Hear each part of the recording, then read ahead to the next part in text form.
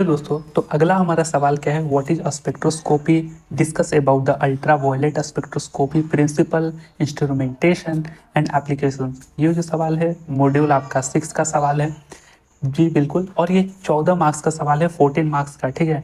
वैसे पिछले ईयर में मैंने देखा था, पिछले सेमेस्टर में 14 मार्क्स का ही पूछा था और कई बार 7 मार्क्स का भी पूछ देता है, तो मैंने 14 मार्क्स इसको कंसिडर करके आंसर लिखा है। ठीक है। आप चाहो तो 7 मार्क्स अगर पूछे तो 7 मार्क्स में आप लिख पाओगे, ऐसा कोई बात नहीं है। बस ये 14 मार्क्स अक्सर मैंने देखा है पूछा था, इसलिए मैंने इसको कंसीडर किया।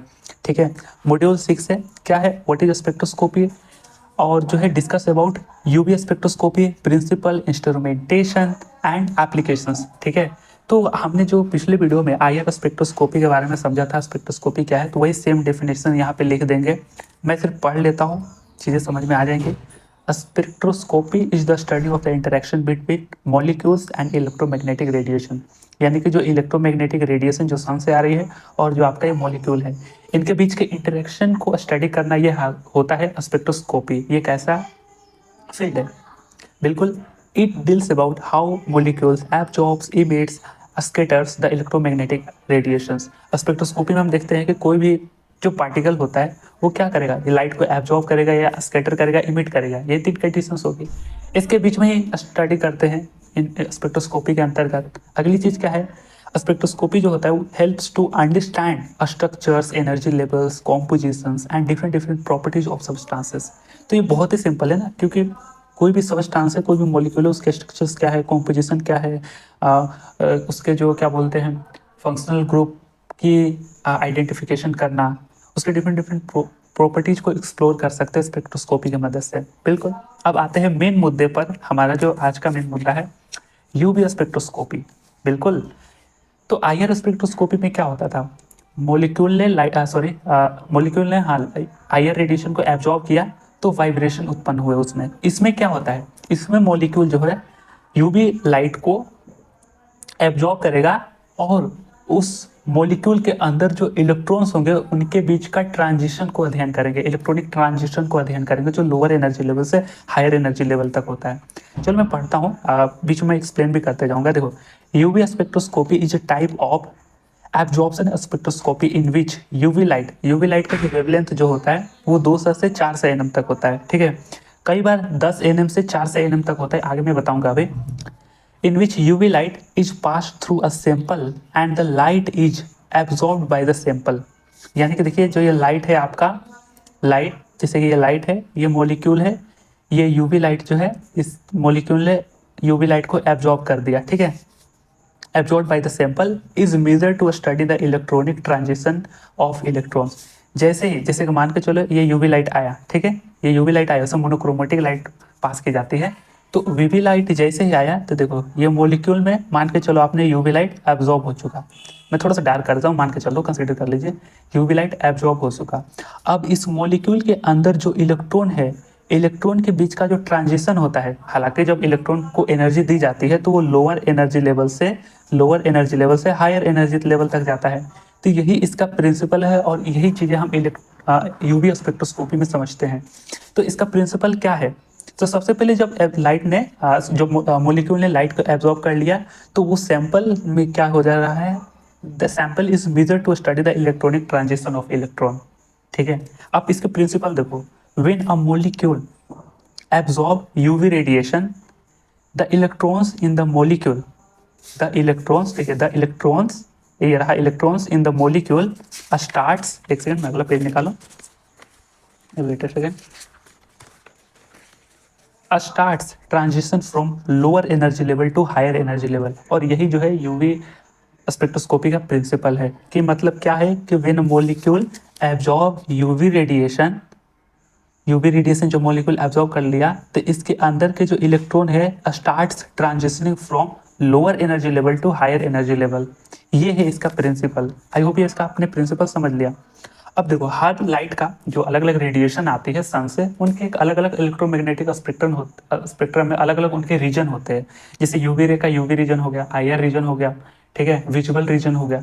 तो the electromagnetic spectrum of UV region lies between 200 nm से 400 एनएम के बीच में लाई करता है। ये डेटा जरूर ध्यान में रखिएगा। जबकि visual region lies between 400 nm to 750 nm. ये 8 से एम तक भी हो सकता है, कई भी बुक में 8 से एम था, कई बुक में 7.5 एम था, तो आप कोई भी लिख सकते हैं। The electromagnetic spectrum of UV region is divided into two region, near UV मतलब कि नियर अल्ट्रावायलेट और far ultraviolet. Near ultraviolet 200 nm से 400 एनएम तक होता है और फार अल्ट्रावायलेट 10 एनएम से 200 एनएम तक होता है। ये बात अभी समझिए, मैं थोड़ा सा इस बात को ना एक्सप्लेन करता हूँ, देखिए क्या बोला जा रहा है।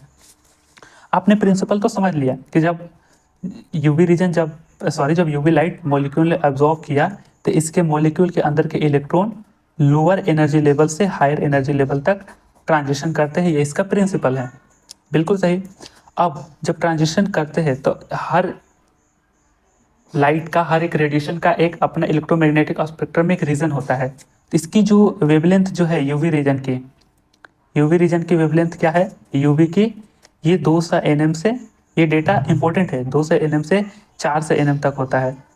और देखो यूवी रीजन का जो स्पेक्ट्रम है, ये 10 एनएम से एक 200 एनएम तक के बीच में लाई करता है।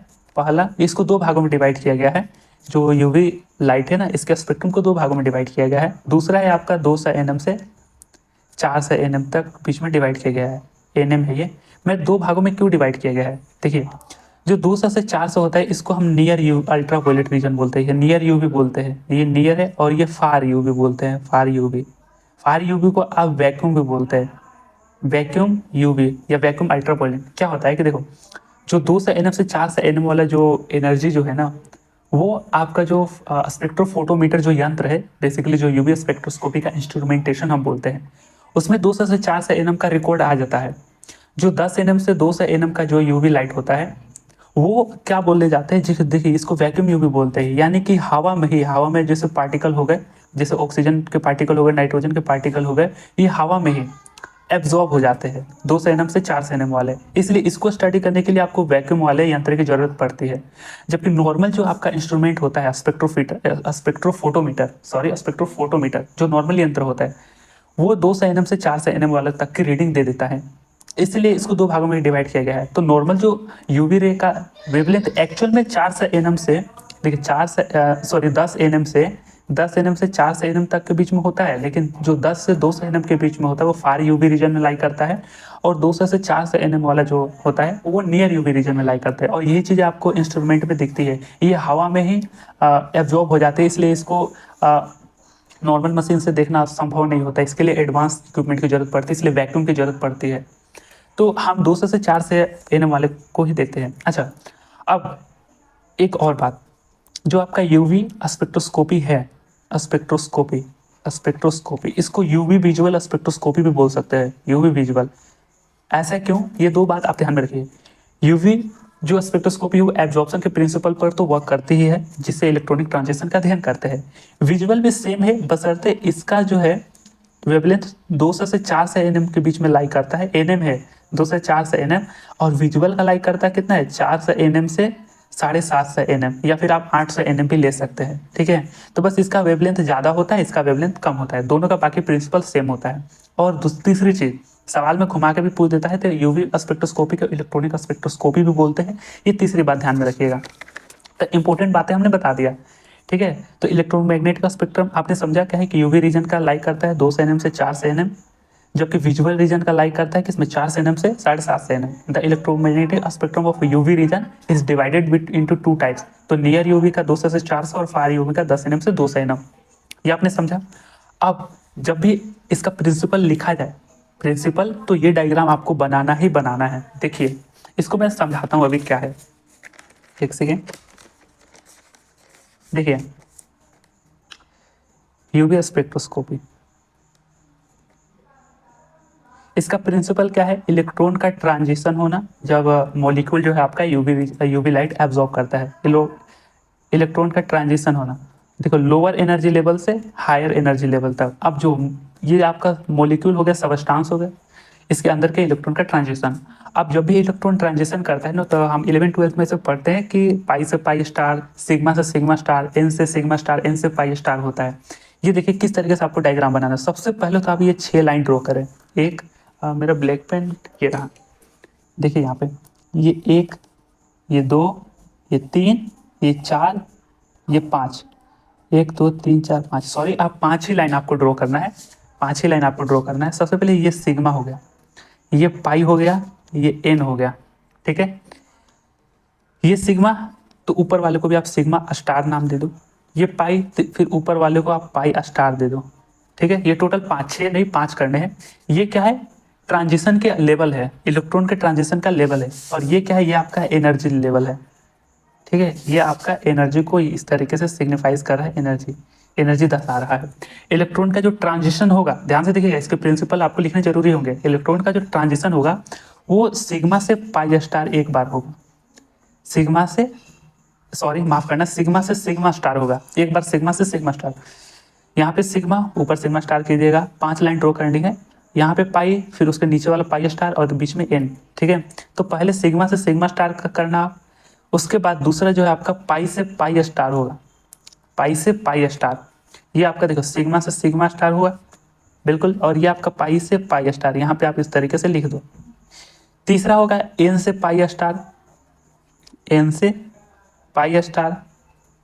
चौथा होगा एन से सिग्मा स्टार। देख रहे हैं ना आप, लाइन किस तरीके से ड्रॉ करनी है, ठीक है। ऐसे नहीं कि सिग्मा से पाई स्टार ले लिए, नहीं, सिग्मा से सिग्मा, फिर पाई से पाई, फिर एन से पाई, फिर एन से सिग्मा स्टार, एन से सिग्मा स्टार। तो ये 4 मेजरली जो है आपका जो है ट्रांजिशन पाए जाते हैं इलेक्ट्रॉन के ट्रांजिशन में। 4 तरीके के ट्रांजिशन है, ठीक है। उसके एनर्जी लेवल के बीच में क्या रिलेशन दिया गया है ट्रांजिशन के, ये दिया गया है, तो ये आप ध्यान में रखिए। अब इससे आप डेटा ध्यान में रखिए।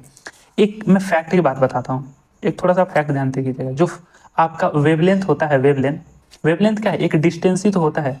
जैसे कि ये इस तरीके से, ये इस तरीके से आपने वेव देखे होंगे, तो ये जो डिस्टेंस होते हैं, ये इसको क्या बोलते हैं, वेवलेंथ ही तो बोलते हैं। जैसे ये एक डिस्टेंस, ये सॉरी, ये और ये, इन दोनों के बीच का डिस्टेंस, माफ करना मैं बताता हूँ एक सेकंड। ये रहा इसका पीक, ये पीक, इन दोनों के बीच का जो ये डिस्टेंस है, इसको वेवलेंथ बोलते हैं। तो जिस लाइट का वेवलेंथ बहुत ही कम होगा, इस तरीके से बहुत ही कम वेवलेंथ का मतलब उसकी एनर्जी बहुत ज़्यादा होती है, एनर्जी बहुत ज़्यादा होती है। और जिस लाइट का वेवलेंथ ज़्यादा होगा कुछ इस तरीके से, उसकी एनर्जी देखिए, उसकी एनर्जी जो होती है वो कम होती है, समझ रहे हो। तो यहाँ पे देखिए जो यूवी लाइट है उसकी एनर्जी ज़्यादा होती है। सिग्मा से सिग्मा स्टार में देखना सिंगल बॉन्ड होते हैं, मैं आगे बताता हूँ क्या होता है। देखिए the main type of transitions are given below. तो ये ट्रांजिशन आप बनाइएगा, सिग्मा से सिग्मा, पाई से पाई स्टार, सिग्मा से सिग्मा स्टार, पाई से पाई स्टार और ये एन। तो सिग्मा से सिग्मा स्टार में देखिए 150 nm तक का अराउंड जो इसका वेवलेंथ लाई करता है। पाई से पाई स्टार जो है 200 nm तक लाई करता है। एन से पाई स्टार भी 200 nm तक लाई करते हैं। और एन से सिग्मा स्टार 180 nm तक लाई करता है। ये आप ध्यान में रखिएगा, एक दो बार बस बना कर देख लीजिएगा, ये डायग्राम आपको पता हो जाएगा। कई बार क्या होता है कि एग्जाम में अगर आप डायग्राम बना देते हैं ना, चीज़ों को विजुअली रूप से दिखाते हैं और आप कम लिखते हो, कॉन्सेप्ट आपको पता ही नहीं है, बट अगर आपने डायग्राम बना दिया ना तो अच्छे खासे मार्क्स मिल जाते हैं। देखिए electronic transition and relative energy of molecular orbital. तो ये चीज़ है कि इलेक्ट्रॉनिक ट्रांजिशन हो रहा है तो उससे रिलेटेड एनर्जी लेवल क्या है अलग अलग मोलिकुलर ऑर्बिटल के, ठीक है। तो सिग्मा से सिग्मा स्टार देखते हैं, क्योंकि हालांकि सवाल 14 मार्क्स का है तो चीज़ें हमें एक्सप्लेन करने पड़ेंगे। बिल्कुल, अगर 7 मार्क्स का होता तो ये चीज़ें नहीं एक्सप्लेन करते, सिर्फ ये डायग्राम बनाते तो हो जाता हम लोगों का काम, और ये डेटा लिख देते हैं। सिग्मा से सिग्मा स्टार का देखिए, it is happen in single bond. Sigma sigma star जो होता है सिंगल बॉन्ड में होता है। अब प्योर डीप में 11 के कॉन्सेप्ट में नहीं जानते, बस ऊपर ऊपर बस याद रख लेंगे, एक दो बार पढ़ लेंगे तो चीज़ें याद हो जाएंगे। It happens in single bond, जैसे कि कार्बन कार्बन के बीच में सिंगल बॉन्ड्स होते हैं, उसके बाद कार्बन हाइड्रोजन के बीच में, उदाहरण के तौर पे this transition requires higher energy nearly equal to, देखिए 150 nm। मैंने क्या बोला कि जितनी कम वेवलेंथ है उसकी एनर्जी बहुत ज़्यादा होती है। तो सिग्मा से सिग्मा स्टार की एनर्जी बहुत ज़्यादा होती है, इसलिए यहाँ पे लिखा है कि this transition requires higher energy nearly equal to 150 nm। और किस में होता है, ये सिंगल बॉन्ड में होता है। तो देखिए आपको सिग्मा सिग्मा स्टार में एक दो फैक्ट आपको मिल गए, फैक्ट मिल गए आपको। दूसरा पॉइंट आप देखिए 150 nm and it takes place in far UV region. हाँ, ये मैं आपको बताना चाहता हूँ कि जो यूवी स्पेक्ट्रम जो था, electromagnetic spectrum of UV region ऐसा बोलना चाहिए, electromagnetic spectrum of UV region, उसको 2 भागों में डिवाइड कर दिया गया था, नियर यूवी और फार यूवी। नियर 200 से 400 nm के बीच में लाई करा, और फार यूवी रीजन 10 nm से 200 nm के बीच में लाई करा। तो जो सिग्मा से सिग्मा स्टार है आपका, सिग्मा से सिग्मा स्टार, ये आपका फार यूवी रीजन में लाई करता है, यानी कि एनर्जी देखो बहुत ज़्यादा है। और इसलिए ये जो है वैक्यूम में, इसको फार यूवी को वैक्यूम यूवी बोलते हैं, ये वैक्यूम में ही एब्जॉर्ब हो गया, वैक्यूम में जो पार्टिकल्स हो सकते हैं जैसे नाइट्रोजन के, ऑक्सीजन के पार्टिकल, उसमें एब्जॉर्ब हो जाता है, तो ये फार यूवी रीजन में लाई करता है, सिग्मा सिग्मा स्टार। अब देखिए पाई से पाई स्टार, देखिए this transition is seen in double bonds और ट्रिपल बॉन्ड्स के जितने आप कंपाउंड देख लेंगे मैक्सिमम उसी केस में पाई से पाई स्टार इलेक्ट्रॉन का ट्रांजिशन होगा। It requires moderate energy about 200 nm। देखिए जो नियर यूवी है, नियर यूवी वो कितना है, 200 से 400 nm तक का उसका वेवलेंथ होता है। तो इन दोनों के वेवलेंथ के बीच में आपका जो है रिकॉर्ड मिल जाएगा स्पेक्ट्रोफोटोमीटर यंत्र में। तो ये पाई से पाई स्टार क्या है, नियर यूवी में लाई करता है। और क्या बोला जा रहा है कि डबल और ट्रिपल बॉन्ड में, ये बात ध्यान में रखिए, it requires moderate energy about 200 nm। This transition takes place in near UV region. इसको आप ध्यान रखिएगा, ये नियर यूवी रीजन में ये ट्रांजिशन होता है।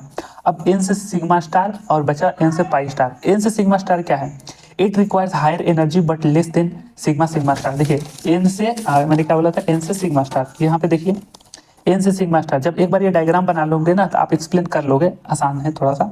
एन से सिग्मा स्टार का क्या है 180 nm, यानी अभी भी इसका वेवलेंथ कम है, मतलब इसके मुकाबले तो थोड़ा सा ज़्यादा है वेवलेंथ, लेकिन इन दोनों के मुकाबले तो इसका वेवलेंथ कम है, यानी इसकी एनर्जी उतना ही ज़्यादा है कंपेरेटिवली इसके सिग्मा से सिग्मा स्टार, लेकिन कम है। तो ये वर्ड आप लिख सकोगे ना, बिल्कुल।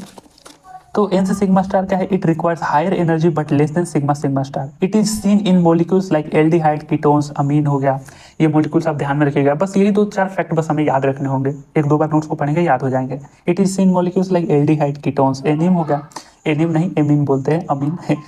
The energy requires nearly 180 nm। ठीक है, अब एन से पाई स्टार देखते हैं। This transition requires very less energy nearly more than 200 nm। देखिए यहाँ पे आपको ऐसे लिखना चाहिए कि जो एन से पाई स्टार ये 200 nm नहीं होता, 200 nm से ज़्यादा होता है, इसकी एनर्जी जो होती है 200 nm से ज़्यादा होता है। This transition requires very less energy, मतलब एनर्जी कम, वेवलेंथ 2 से ज़्यादा होता है, ऐसा मुझे बोलना चाहिए था। वेरी लेस एनर्जी, क्योंकि वेवलेंथ जितना ज़्यादा एनर्जी उसकी उतना ही कम होती है, और जितना कम वेवलेंथ एनर्जी उसकी उतना ही ज़्यादा होती है। तो more than 200 nm। It is seen in generally carbonyl compound. तो ये 1-2 फैक्ट आप ध्यान में रखोगे ना तो ये सारे पॉइंट्स आप एक्सप्लेन कर पाओगे। लेकिन इंपॉर्टेंट बात तो यही कि आप ये ग्राफ को आप याद रखें, अति सुंदर। तो इस तरीके से हमने यूवी स्पेक्ट्रोस्कोपी का प्रिंसिपल हमने देख लिया। अब आते हैं इसके इंस्ट्रूमेंटेशन पे, यानी कि जो यूवी स्पेक्ट्रोस्कोपी जो किस इंस्ट्रूमेंट से हम मापते हैं। तो double beam UV visual spectrophotometer, spectrophotometer यंत्र है। अब यूवी स्पेक्ट्रोस्कोपी को आप यूवी विजुअल स्पेक्ट्रोस्कोपी भी बोल सकते हैं। क्यों, क्योंकि विजुअल और यूवी दोनों का प्रिंसिपल सेम है, बस वेवलेंथ अलग अलग थे। अति सुंदर। आप देखिए यहाँ पे क्या है, सबसे पहले आप एक सोर्स बनाइए जो कि मोनोक्रोमोटर है, मोनोक्रोमेटर बोलते हैं, मोटर नहीं बोलते। ठीक है, सोर्स से यहाँ पे आपका जो है यूवी सोर्स है, और या फिर आपका विजुअल सोर्स हो सकता है। ठीक है, इस पर भी एक्सप्लेन करेंगे। मोनोक्रोमोटर हमने लगाया, मोनोक्रोमेटर ये क्या है कि जो इससे लाइटें निकलेंगी उसको सिंगल वेवलेंथ में हमको चाहिए होगा, इसलिए बीम स्प्लिटर से क्या हो रहा है कि लाइट जो है बीम का अलग अलग डिफरेंट पाथ में डाल दिए गए। एक आपका रेफरेंस सेल में जाएगा और एक आपका सैंपल सेल में जाएगा। इन दोनों के बीच में देखिए एक अंतर होता है जो कि एम्पलीफायर जो होता है, मतलब प्लॉटर में आपको रिकॉर्ड में आता है कि डिफरेंस पता कर सकते हैं ना कि कौन से सैंपल ने कितना लाइट को एब्जॉर्ब किया। तो एक रेफरेंस सेल में चला गया, एक आपका सैंपल सेल में चला गया। अब आया फोटो डिटेक्टर।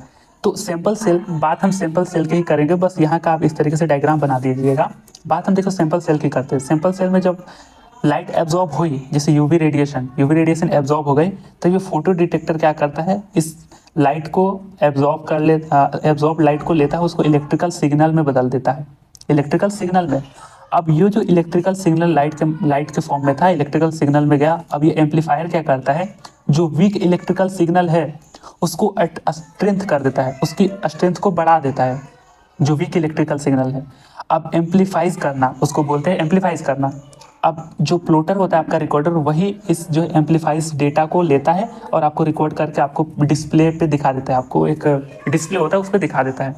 ये इस तरीके से हो गया आपका कंस्ट्रक्शन इंस्ट्रूमेंटेशन। आप ध्यान में रखिएगा किस तरीके से, 1-2 बार जरूर प्रैक्टिस कीजिएगा, नाम 1-2 बार जरूर देख के लिखिएगा। Double beam UV visual spectrophotometer. अब इसके हर एक पार्ट को देखते हैं किस तरीके से फंक्शन करते हैं। देखिए यहाँ पे सबसे पहले तो आपका सोर्स हो गया, बिल्कुल सही। सबसे पहले आपका क्या सोर्स हो गया, hydrogen deuterium lamp is used as UV source while tungsten filament is used for visual source. देखिए यूवी विजुअल स्पेक्ट्रोस्कोपी हम इसको बोल रहे हैं, तो दोनों ऑलमोस्ट सेम ही है, ठीक है ना। तो यही बात है कि यूवी सोर्स के लिए यहाँ पे हाइड्रोजन ड्यूटेरियम यूज किया गया है, और विजुअल सोर्स के लिए आपको टंगस्टन फिलामेंट यूज किया गया है।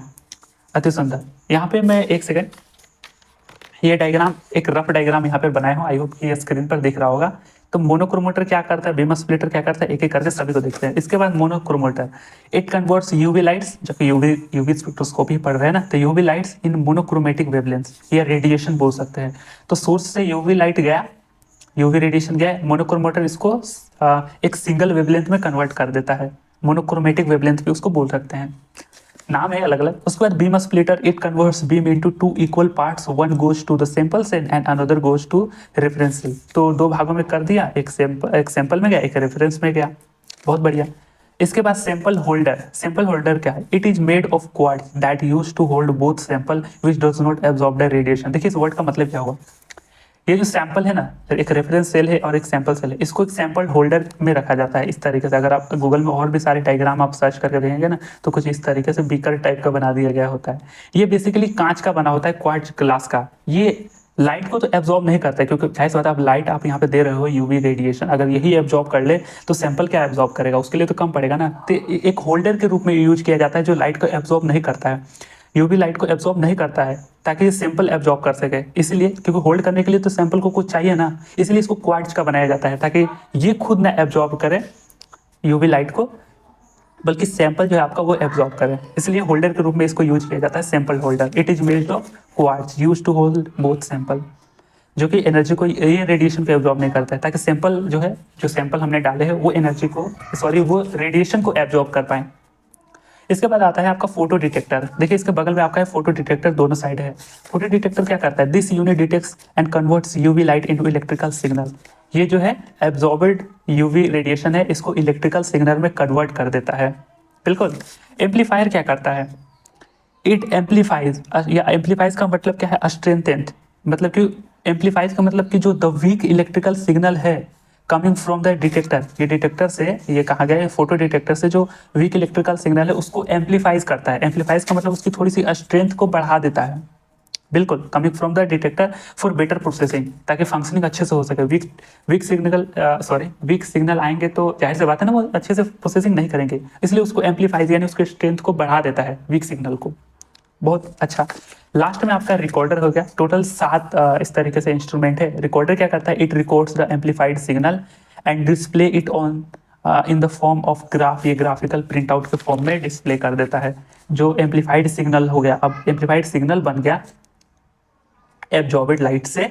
अब ये रिकॉर्डर क्या होता है, उसको रिकॉर्ड कर लेता है और डिस्प्ले कर देता है in the form of graph, ये ग्राफिकल प्रिंटर के रूप में। तो ये इसका इंस्ट्रूमेंटेशन हो गया। हालांकि 14 मार्क्स का सवाल, इसलिए वीडियो थोड़ी सी लंबी हो रही है और टॉपिक्स थोड़े ज़्यादा कवर करने हैं।